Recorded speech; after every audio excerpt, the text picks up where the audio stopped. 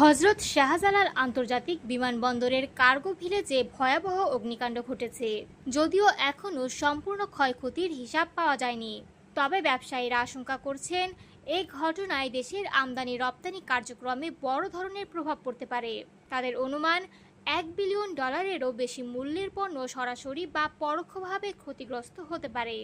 International air express association of বাংলাদেশের president কবির আহমেদ খান বলেন, ক্ষতির পরিমাণ এখনই নির্ধারণ করা সম্ভব নয়, তবে প্রাথমিকভাবে দেখা যাচ্ছে রপ্তানিতে তা $1 বিলিয়নের বেশি প্রভাব ফেলতে পারে। তৈরি পোশাক খাতের রপ্তানিকারক এবং বিকেএমই এর নির্বাহী সভাপতি ফজলে শামীম এহসানও একই আশঙ্কা প্রকাশ করেছেন। তিনি জানান, সরাসরি আর্থিক ক্ষতির পাশাপাশি সময়মতো কাঁচামাল না পাওয়ায় অর্ডার বাতিল, অতিরিক্ত খরচে এয়ার কার্গোর মাধ্যমে পণ্য পাঠানো, ডিসকাউন্ট এবং সময়মতো বায়ারের স্যাম্পল না পৌঁছানোর কারণে আরও বড় ক্ষতি হতে পারে। কার্গো ভিলেজের গোডাউনে তৈরি পোশাক ছাড়াও ফার্মাসিউটিক্যাল, কৃষি ও অন্যান্য কাঁচামাল রয়েছে।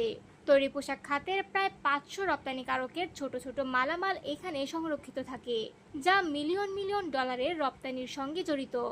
জেমটেক্স লিঙ্কেজ ইন্ডাস্ট্রিজ লিমিটেডের ব্যবস্থাপনা পরিচালক ইমরান আহমেদ জানিয়েছেন, ভারত থেকে আনা 40 কেজি লেইস বা অ্যাক্সেসরিজ কার্গো ভিলেজে পুড়ে যাওয়ার সম্ভাবনা 98%।